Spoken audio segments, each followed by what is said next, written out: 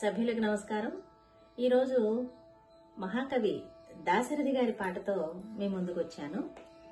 మొన్న మనం తెలుసుకున్న పాటేమో మిశ్రగతిలో నడిచే పాటని చెప్పాను, పాడమని నన్ను అడగతగున. ఈరోజు పాట ఖండగతిలో పాట. అంటే తక్క తక్కిట్ట తక్క తక్కిట్ట తక్క తక్కిట్ట తక్క తక్కిట్ట నడకతో నడుస్తుంది. అంటే పాట వెనకాల ఆర్కెస్ట్రా, తబలా వాయిద్యం అంతా కూడా ఈ ఖండగతిలో నడుస్తూ ఉంటుంది. 5 నోట్స్ 2+3 2+3 లాగా తబలా బీట్ నడుస్తూ ఉంటుంది.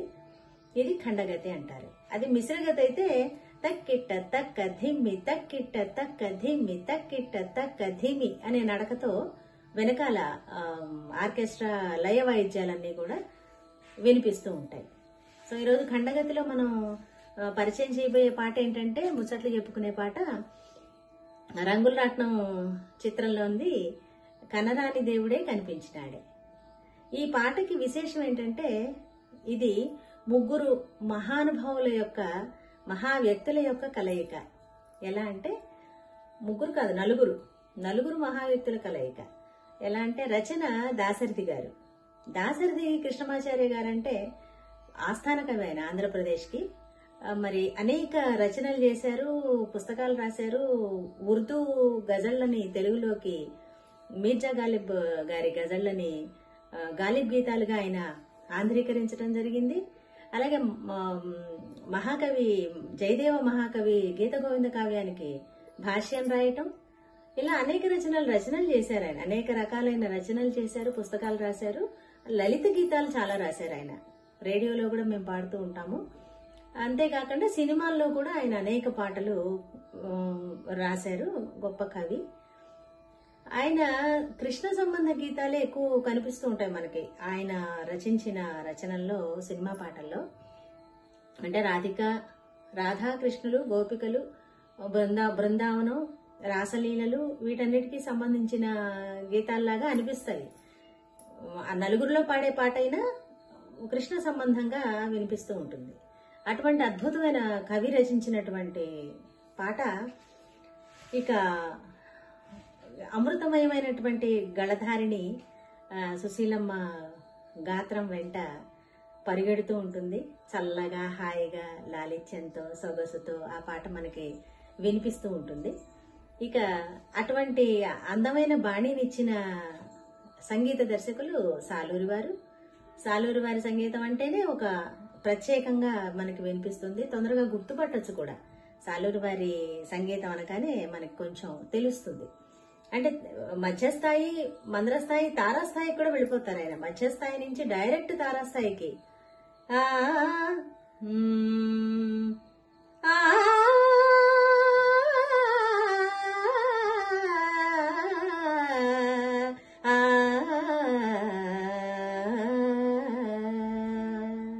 ఇలా ప్యూర్ గా క్లాసికల్ టింజిలో గమకాలతో వెళ్లిన ఆలాపనలు కూడా పాటకి అందాన్ని ఇచ్చేటట్టుగా చేస్తారు ఆయన.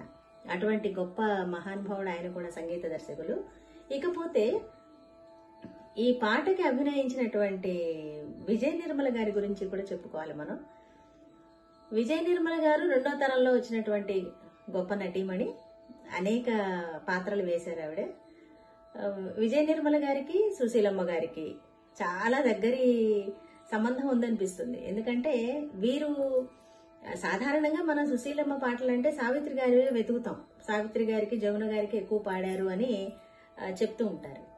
కానీ విజయ నిర్మల గారికి చాలా హిట్స్ ఇచ్చారు ఆవిడ. చాలా హిట్ సాంగ్స్ పాడారు. వాళ్ళిద్దరికి కూడా పర్సనల్ గా మంచి సంబంధం ఉందిట. చక్కని స్నేహితుల్లాగా ఒక పరస్పర గౌరవంతో మెలిగేవారట. సుశీలమ్మే ఒక సందర్భంలో అన్నారు, విజయ నిర్మల గారు పోయారంటే నేను చాలా బాధపడ్డాను. ఆవిడ నా పాటలే కోరుకునేవారు, మీరే పాడాలండి అని అడిగేవారు అని. అట్లా ఎన్నో హిట్స్ ఇచ్చారు ఆవిడ విజయ నిర్మల గారికి. అందులో మనకి అల్లూరి సీతారామరాజులో వస్తాడు నారాజు ఈరోజు అన్ని పాపులరే ఆవిడ పాటలన్నీ. అన్నయ్య సన్నిధి, బంగారు గాజులు, కోయిల కోయని రంగుల రాట్నంలోనే మరొక పాట. అలాగే వేణుగాన లోలుని ఘంటసాల గారి సంగీతంలో, విచిత్ర దాంపత్యంలో మదిలో విరిసే, ఇలా వేళ్ల మీద లెక్క పెడితే పూల రంగంలో నీవు రావు నిదుర రాదు. ఇలాంటి పాటలు చాలా పాడారు ఆవిడ సుశీలమ్మ విజయ నిర్మల గారికి. అటువంటి హిట్స్ నిచ్చిన పాటల్లో, విజయ నిర్మల గారికి హిట్స్ నిచ్చిన పాటల్లో ఇది కూడా ఒకటి. ఈ పాట విషయానికి వస్తే ఇంకా బర్త్డే పార్టీ, కలవారి ఇంట్లో జరిగే పార్టీ, మధ్యతరగతి స్థాయిలో ఉన్నటువంటి అమ్మాయి ఫ్రెండ్ పిలిస్తే వెళ్ళి తను కూడా వినమ్రంగా వినయంగా తన స్థాయి ఏంటో తెలుసుకొని మసులుకునే అమ్మాయిగా అభినయిస్తారు విజయ నిర్మల గారు. ఆ సందర్భంగా ఒక పాట పాడమని అడిగినప్పుడు తన ఊహల్లో తాదాత్మ్యం చెందుతూ భగవత్పరంగా కృష్ణుడిని ఊహించుకుంటూ ఆవిడ పాడటం జరుగుతుంది. ఈ పాట ఆలాపనతో మొదలవుతుంది. అది వినిపిస్తాను ఆలాపన.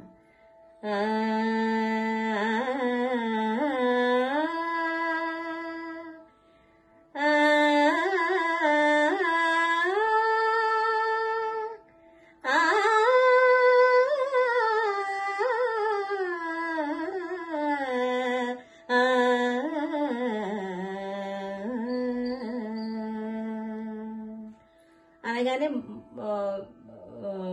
పియానో మీద ఒక బిట్ వస్తుంది. సరే పమరి సని సరే పమరి సని సని నే రే మరి సని స కనరాని దేవుడే కనిపించినాడే, కనిపించి అంతలో కన్ను మరుగాయే అని పల్లవి. ఈ పాట వింటున్నటువంటి ఆ ఇంట్లో ఉన్నటువంటి ఒక అబ్బాయి కూడా ఈ పాట విని అమ్మాయిని ఇష్టపడుతూ ఉంటాడు, ఆ పాటకి ఇంప్రెస్ అవుతూ ఉంటాడు అనమాట. అది సందర్భం. చుట్టూతా ఆహూతులు అందరూ ఉంటారు. మధ్యలో ఈ అమ్మాయి పాట పాడుతుంది. మొదటి చరణం. అలనీలి గగనాన వెలిగే నీ రూపు, ఆనంద బాష్పాల మునిగే నా చూపు. అక్కడ మునిగే నా చూపు అన్నప్పుడు నిజంగానే ఆనంద బాష్పాలు వస్తున్నట్లుగానే సుశీలమ్మ వ్యక్తం చేయటం రాగభావాన్ని ఒక అద్భుతమైన విషయం అది. మనసార నిన్ను చూడలేనైతి స్వామి, కరుణించి ఒకసారి కనిపించవేమి. ఈ చిన్న గమకం ఇక్కడ. కరుణించి ఒకసారి కనిపించవేమి. ఎంత అలవోకగా ఫ్రాక్షన్ ఆఫ్ సెకండ్ లోనే ఆ గమకం ఆవిడ గొంతులో అలా వినిపించేస్తుంది. అద్భుతమైన ప్రయోగం అది. భగవంతుడిచ్చిన వరము సుశీలమ్మకి. అలాగే అందాల కన్నయ్య కనిపించగానే బృందావనం మెల్ల పులకించిపోయే. ఇక్కడ రాజేశ్వరరావు గారి మార్పు కనిపిస్తుంది. పులకించిపోయే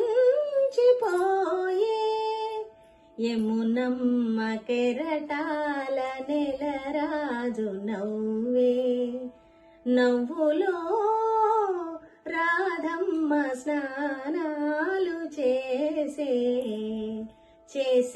ఆ రెండు అక్షరాల మధ్యలో ఉన్నటువంటి స్వర సంపుటి పలకటం అన్నది చాలా కష్టం. అవలీలగా పలకటం అన్నది మన సుశీలమ్మకే సాధ్యం. చివరిలో ఆ పాట పాడే ఆ నాయిక తన భావాన్ని ఎలా చెప్పుకుంటుందంటే, వలపుతో పెనవేయు పారిజాతమునై ఎదమీద నిదురించు అడియాసలేదు. ఖరీదైన వాళ్ళకిలాగా ఎంతో గొప్పగా ఆడంబరంతో జీవించాలని నాకైతే లేదు. గడ్డిలో వీరబోయు కన్నె కుసుమమునై. ఈ పాటకి మొత్తానికి ప్రాణం లాంటిది ఈ లైను.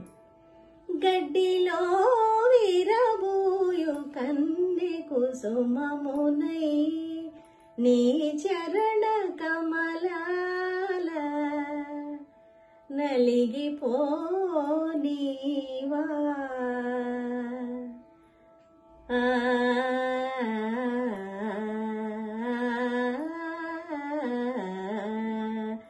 కనరాని దేవుడే కనిపించినాడే. చిన్న చిన్న కోరికలేనా అవి, పెద్ద కోరికలేం కాదు. నీ పాదాల కింద పుష్పమైన పడి నలిగినా చాలు అనే భావాన్ని ఆవిడ తెలియజేసుకుంటూ అద్భుతమైన భావంతో భావగర్భితంగా ఆ పాట ఆలపించటం, ఆ పాటని విజయ నిర్మల గారి మీద చిత్రీకరించటం, మహానుభావులు రాజేశ్వరరావు గారు సాలూరు వారు మనకి ఆస్తి, సంగీతానికి ఆస్తి, చలనచిత్ర సంగీతానికి పెట్టని గోడ లాంటి వారు, ఆయన కోటగోడ లాంటి వారు. ఆయన యొక్క సంగీత సారథ్యం, మహాకవి దాశరథి కృష్ణమాచార్య గారి రచన ఈరోజు మనం చెప్పుకుంటున్నామంటే మన తరం చేసుకున్న అదృష్టం అది. బాయ్. మరొక పాటతో ఇంకొకసారి.